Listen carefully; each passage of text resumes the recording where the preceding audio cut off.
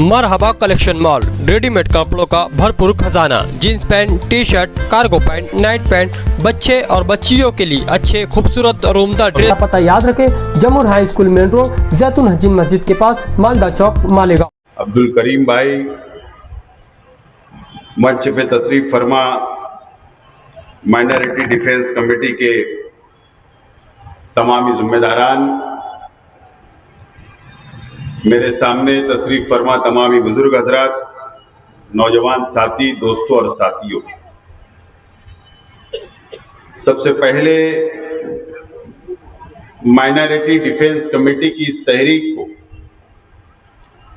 जो अदारे कल्बे मोहल्ले के वार्ड के अलग अलग जिम्मेदारान ने जो हिमायत दी, मैं सबसे पहले आप लोगों का बहुत बहुत शुक्रिया अदा करता हूं। दोस्तों और साथियों, मुझसे पहले हमारे तमाम ही साथियों ने आप लोगों को मुकम्मल कानूनी मालूमात भी दी,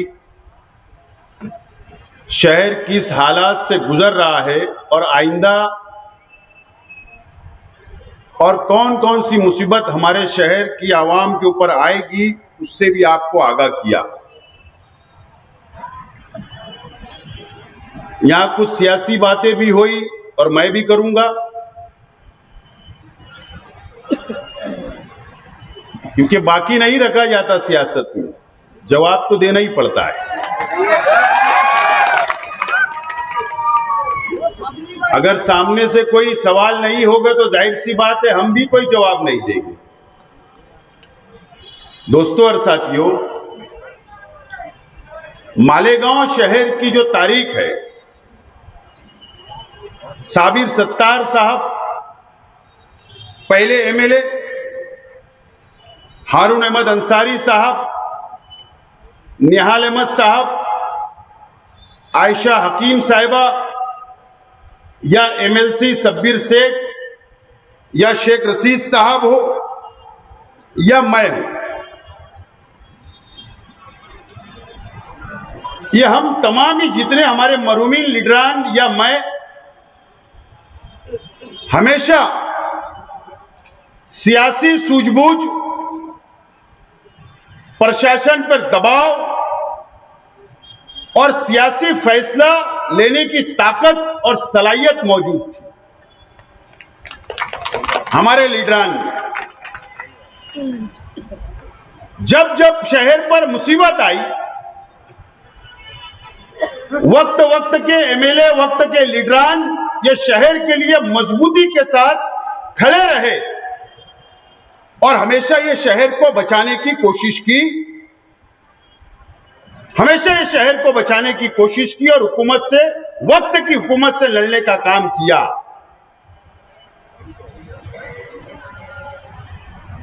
शहर के अंदर जहां मजहबी सियासत, मजहबी शख्स सियासत के अंदर एंट्री हुई, आप देखिए कि मालेगांव शहर की आवाम ने सियासी फैसला लेना बंद कर दिया है। मालेगांव शहर की आवाम ने सियासी फैसला लेना बंद कर दिया। अगर शहर की आवाम हमारे माजी के बुजुर्ग लीडरान जो इस दुनिया में नहीं है, अगर उस वक्त जो शहर की आवाम सियासी फैसला लिया करती थी तो शहर के ऊपर मुसीबतें नहीं आती थी। लेकिन ये शहर और इस शहर की आवाम को भी इस बात को मानना पड़ेगा कि शहर की आवाम ने सियासी फैसला लेना बंद कर दिया है। एक अंधी अकीदत में, एक अंध भक्ति के अंदर शहर की आवाम एक मजहबी शख्स के भक्ति के अंदर शहर की आवाम ने फैसला लेने शुरू कर दिया है। यह बात शहर महसूस कर रहा है। आज अगर हम एक मंच के ऊपर शान हिंद साहिबा, मुस्तकीम डिग्नेटी साहब, फारूक फिरदौसी साहब या कम्युनिस्ट के हमारे साथियों अगर आज हम ये एक मंच के ऊपर आए हैं तो आज हम सियासी फायदा उठाने के लिए एक मंच पे नहीं आए, हम इस शहर को बचाने के लिए एक मंच पे आए। हमारी सियासी सोचने का नजरिया हमारा अलग है, सियासत करने का नजरिया हमारा अलग है, लेकिन आज हम ये शहर को बचाने के लिए एक मंच के ऊपर आए हैं। दोस्तों और साथियों, मालेगांव शहर के अंदर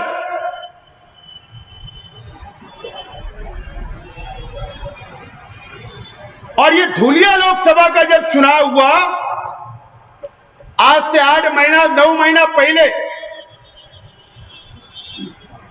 तो मालेगांव शहर की आवाम ने 1,98,000 वोट कांग्रेस पार्टी के उम्मीदवार डॉक्टर शोभा बच्छाव को दिया। हमारी मजबूरी थी कि हम बीजेपी को नहीं चाहते, हम इस मुल्क के अंदर बीजेपी का हुकूमत का खात्मा करना चाहते थे। शहर का एक एक वोटर, एक एक बच्चा, एक एक मां बहनें घरों से निकली, धूप में अपना पैसा खर्च किया, खून पसीना एक किया, जेब में हाथ डाला, रिक्शा का किराया दिया और पोलिंग बूथ के ऊपर जाकर 1,98,000 वोट दी, जो हिंदुस्तान के कोई भी असेंबली हल्के के अंदर इतनी वोट वन साइड किसी उम्मीदवार को नहीं मिली। किसी उम्मीदवार को हिंदुस्तान के अंदर नहीं मिली, कोई भी पार्लियामेंट हल्के के अंदर। मेरा इख्तिलाफ हो सकता शोभा बच्छाव से, मैंने भी काम किया, हम लोगों ने भी रात और दिन एक किया, लेकिन हमको पहचानने के अंदर गलतियां हो जाती। हर इंसान धोखा खाता, मैं भी खाया, लेकिन आइंदा धोखा नहीं खाऊंगा, यह बात तो तय करके रखा हूं। मुझे बताइए आप, आज हम एक मंच पे आए, मंच पे हम लोग आए 8 जनवरी को किरीट सुमैया की डिमांड पर हुकूमत महाराष्ट्र ने एसआईटी का गठन किया, एसआईटी बनाई।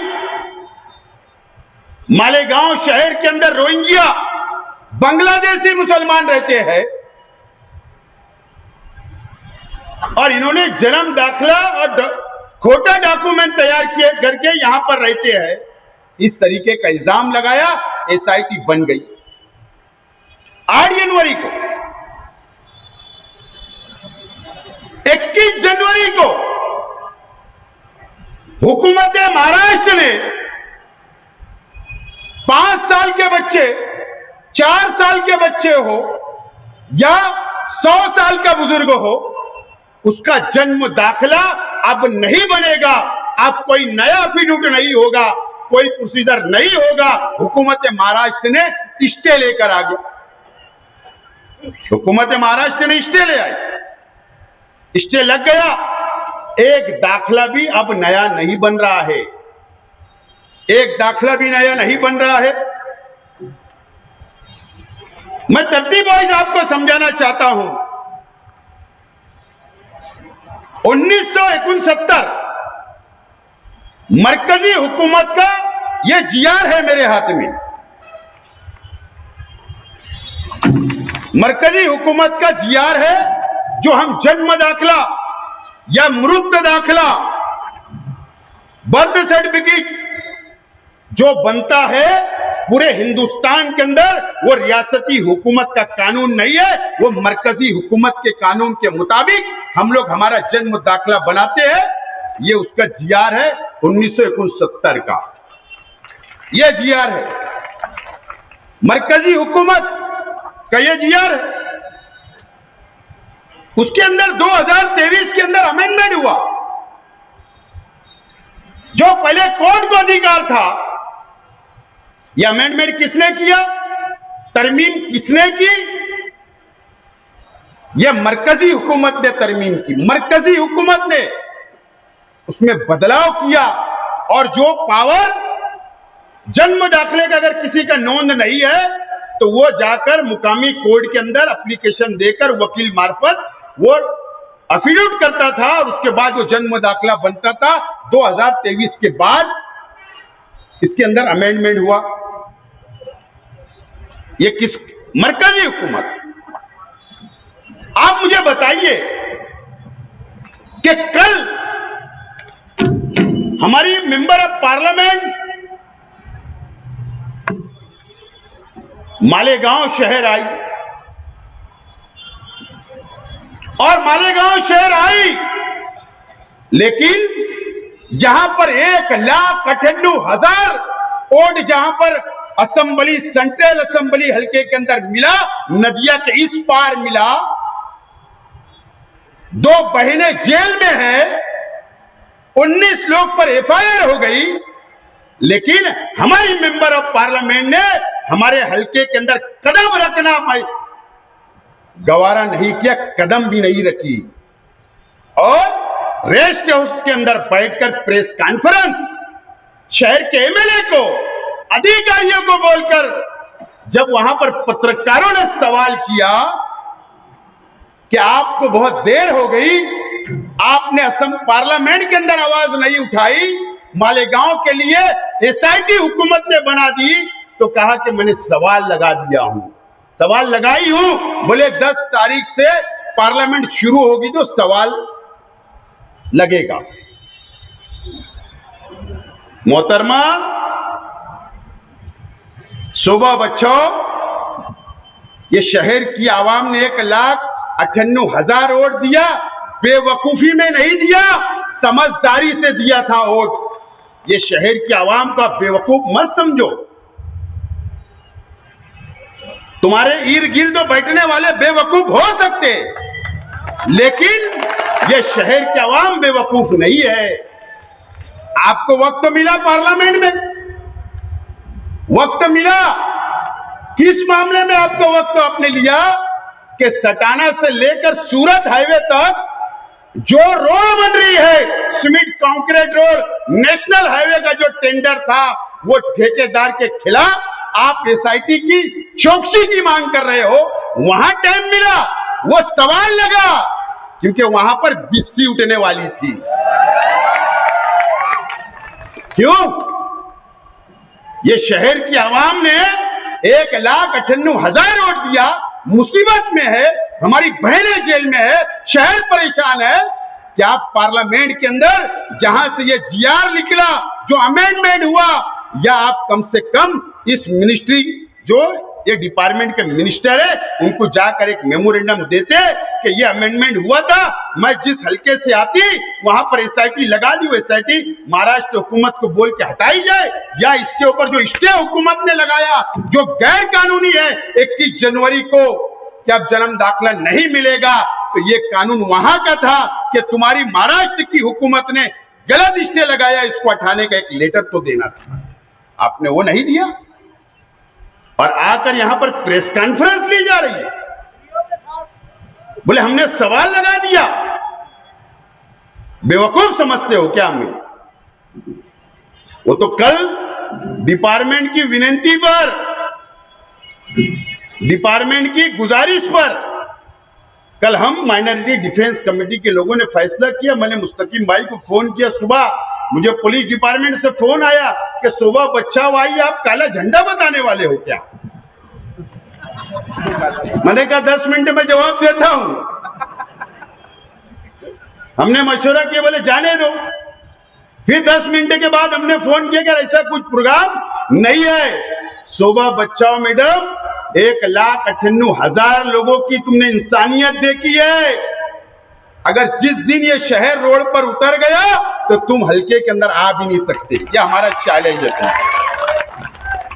तुम्हारे साथ एमएलए भी रहेंगे तो शहर डरने वाला नहीं है। तुम्हारी जिम्मेदारी थी, तुमने उसको निभाया नहीं। अब हमारे शहर के एमएलए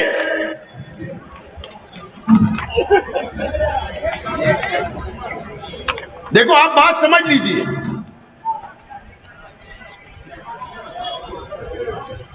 8 जनवरी एसआईटी बनी, उससे पहले किरेट सुमैया 1 नहीं 2 नहीं 3 टाइम दौरा करे।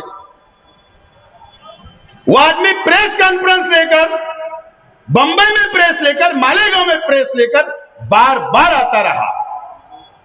तुमने आवाज नहीं उठाई। एसआईटी बन गई। मेरा सवाल है, शहर की आवाम, उनका गिरबान पकड़कर पूछिए कि एसआईटी बनी, आप मुंबई गए क्या? आप गृह मंत्री को मिले क्या? आप वजीर आला को मिले क्या?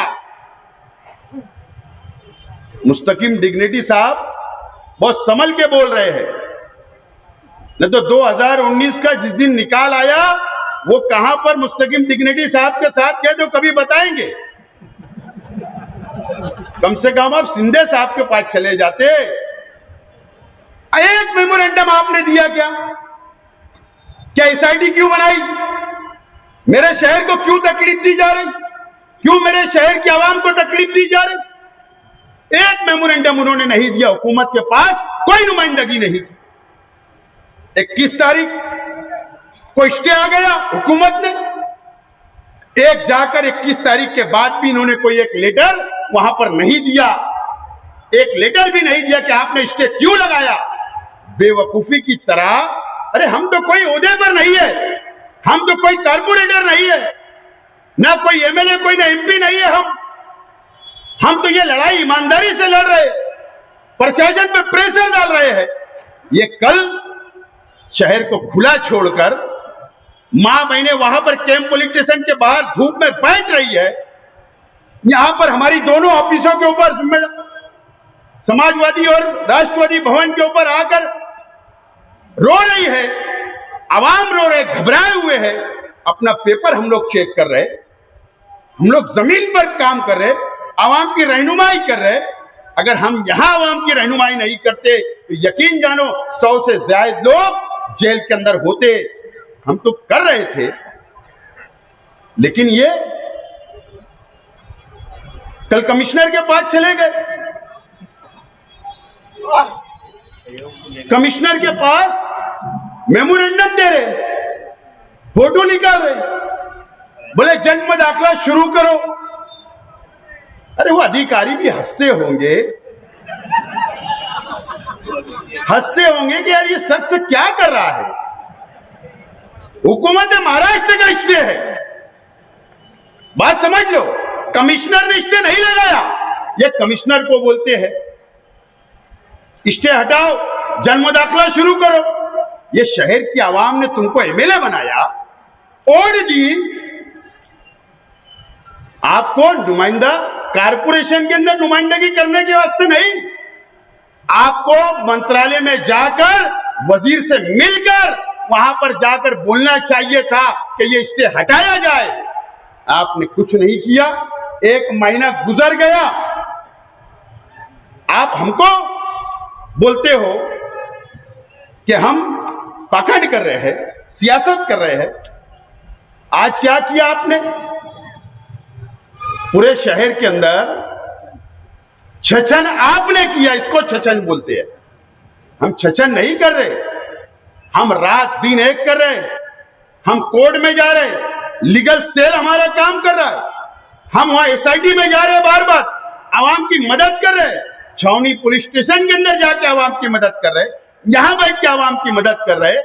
हम मंत्रालय जाकर हम नुमाइंदगी करके हम लोग आ गए। एसआईटी से हम लोग बार बार मिल रहे हैं। हम लोग वकला से मिलकर आ गए मुंबई हाई कोर्ट के। हम पिटीशन फाइल कर रहे हैं, ये जीआर को चैलेंज कर रहे हैं, स्टे को चैलेंज कर रहे हैं। हम तो जमीन पर काम कर रहे हैं, छछन तो आप कर रहे हो। मुझे बताइए कि शहर की आवाम ने नुमाइंदगी दी, क्या इस्लाम की यही तरबियत है? हमारे साहबा का किरदार नहीं देखा क्या? नहीं पढ़ा आपने?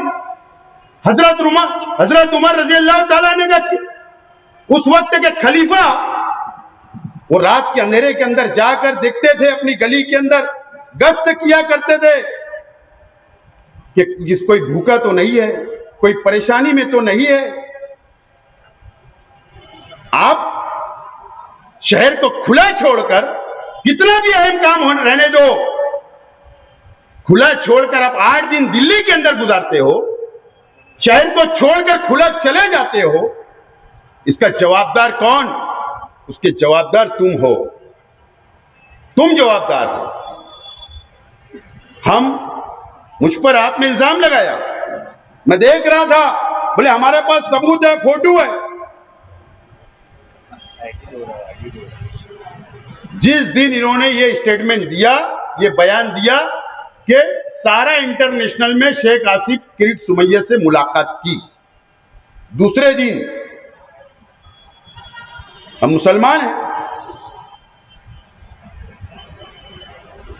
महाद मिल्लत के शेखुल हदीस काजी शेख मुफ्ती हसनैन साहब को हमने लेटर दिया, मुफ्ती वाजिद अली साहब को हमने लेटर दिया, एक मंसूरा के अंदर लेटर हमने भेजा और कहा कि आप हमको, माइनॉरिटी डिफेंस कमेटी के लोगों को और मुझको आप बुलाओ, हम आपके सामने हल्फिया बयान देने के लिए तैयार है कि हमने किरीट सुमैया से मुलाकात नहीं की। अगर आज तक हमको कहीं से बुलाना नहीं आया, अगर बुलाना आज भी आएगा तो हम जाएंगे जरूर हम।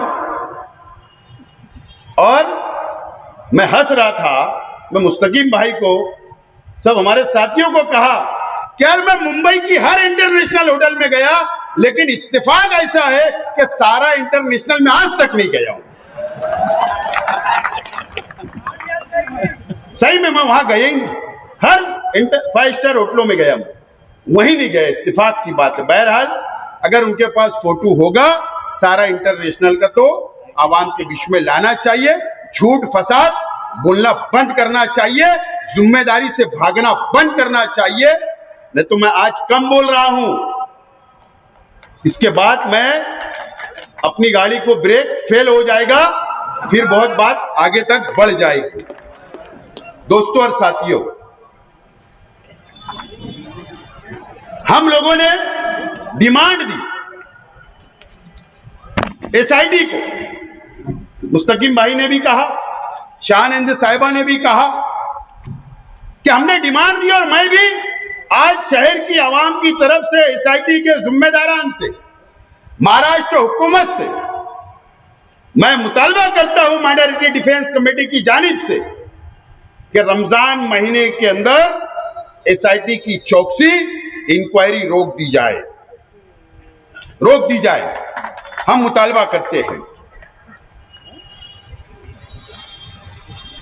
देखो हम लोग प्रैक्टिकल एक प्लानिंग से एसआईटी की कानूनी कार्रवाई के खिलाफ में हमारी जो कानूनी कार्रवाई है और जमहूरी जो लड़ाई है, हम लोग बहुत प्लानिंग से और कानून के मुताबिक चल रहे हैं। बात को आप समझो, स्टेप बाय स्टेप जा रहे हैं हम लोग, क्योंकि शहर को बचाना है तो हवा में नहीं, प्रैक्टिकल जमीनी लेवल पर समझदारी से। अल्लाह का करम है, ये पूरी टीम जो है ना, ये कानून समझने वाली है, ये कानून समझने वाली है, इसलिए लड़ रहे हैं हम लोग। अब हम लोग ने डिमांड किया कि गलती शहर की आवाम की नहीं है, जन्म दाखला एजेंटों की भी नहीं है, वकीलों की भी नहीं है। अगर गलती किसी की है तो नायब तहसीलदार, उस वक्त के हेल्थ ऑफिसर, एफडीओ और कमिश्नर कारपोरेशन की जिम्मेदारी है। मैं आज एक बात बोलना चाहता हूं, यहां पर हो सकता है, यहां पर जो सोशल वर्कर है, जो काम करते हैं, जो जन्म दाखला बनाते हैं या मुरुद्द दाखला मैयत का बनाते हैं, मैं एक आप लोग से और कारपोरेशन कमिश्नर से सवाल है कि गलती सबसे बड़ी अगर किसी की है तो वो कारपोरेशन की है। हम एप्लीकेशन देते हैं कि मेरा जन्म का दाखला आप नोंद नहीं है मेरा, आप जन्म का दाखला बना कर दो। कारपोरेशन जवाब देती है कि आपका जन्म का दाखला यहां नोंद नहीं है। कारपोरेशन पहला अपना दुरुस्त करे, अपना फॉर्मेट दुरुस्त करे। अगर शेख आसिफ अगर गुजरात का रहने वाला है और मैं अगर आपको एप्लीकेशन दे रहा हूं तो आपने पूछना चाहिए कि आप कहां के रहने वाले हो, या अगर मैं जलगांव का रहने वाला हूं तो वो पूछना चाहिए, अगर मैं औरंगाबाद का रहने वाला हूं तो वो पूछना चाहिए। उसमें कालम होना चाहिए कि मैं फला शहर से वहां पैदा हुआ हूं, तो कारपोरेशन लिख के देंगे कि आप वहां जाके बनाओ। ये कारपोरेशन की जिम्मेदारी थी, वो लिख कर देना चाहिए था। आपने वो कॉलम नहीं डाला, इसके लिए अर्जी तहसीलदार के पास गई है और ये गलती कारपोरेशन की है, आवाम की नहीं है। तुम्हारे पास कॉलम नहीं था, तहसीलदार ने पेपर चेक करना चाहिए था कि हम गलत है या सही। उसने मंजूरी दिया, हम वहां पर हमारी जिम्मेदारी से हट चुके हैं, आजाद हो चुके। अब जिम्मेदारी तहसीलदार और नायब तहसीलदार की थी, लेकिन इन लोगों ने हमको सबको फंसाया है और यही वजह है कि शहर पर मुसीबत आई। लेकिन शहर की आवाम को डरने की जरूरत नहीं, फिक्र करने की जरूरत नहीं है। शहर की गंदी सियासत से जो चल रही है शहर के अंदर, उससे दूर रहना है आप लोगों को। और मैं तो आज अगर कुछ बोला तो बहुत खराब लगेगा। देखो, एनआरसी के नाम पर, माफ करना, माफी के साथ बोल रहा हूं, एनआरसी के नाम पर जिस वक्त एनआरसी लगी, हुकूमत ने ऐलान किया, उस वक्त तो हमारे कागज पत्र के लिए हम लोग दौड़ भाग करने लगे। और उस वक्त शहर की आवाम ने ऐसे टेबल के ऊपर जाकर अपनी मालूमात भरवाई या ऐसे डॉक्यूमेंट तैयार किए जो नासमझ लोग थे, नासमझ। उनको कोई तजुर्बा नहीं था, कोई तजुर्बा नहीं था। वो लोग सियासत, दीन, तंजीमों को सबको मिला देते सिर्फ अपने जाति मुफाद के लिए। और आज शहर अगर परेशान है तो उन लोगों की वजह से भी परेशान है। अगर उस वक्त रहनुमाई सही हो जाती तो आज ये शहर को ये दिन नहीं देखना पड़ता। मैं जिम्मेदारी की बात बोल रहा हूं, शहर को सियासी सूझबूझ लाना पड़ेगा, बेदार होना पड़ेगा। अच्छे अच्छे घराने के लोग हमारे पास आ रहे, रो रहे हैं, उनको समझाना पड़ रहा है। 2 दिन पहले 2 बच्चे आए, नौजवान, एक वालिद को लेकर आए, 65-70 बरस की उम्र उनकी, उनको कैंसर था, अभी ऑपरेशन हुआ था, उन्होंने भी जन्म दाखला बना लिया। वो बच्चों ने पकड़ के लाए, बोले आसिफ भाई इनको समझाओ, ये रात में फांसी लगाने जा रहे थे, सुसाइड करने जा रहे थे। मैंने उनको बैठाकर समझाया, हिम्मत दिया कि मैं तुम्हारे साथ चलूंगा, फिक्र करो मत। घबराए हुए लोग, परेशान हैं लोग, आपको फिक्र करने की जरूरत नहीं। हम लोग हर तरह की लड़ाई लड़ने के लिए तैयार है, आपका साथ देने के लिए हम लोग तैयार है। आप लोग बिल्कुल इत्मीनान रखिए, बिल्कुल इत्मीनान रखिए। दोस्तों और साथियों,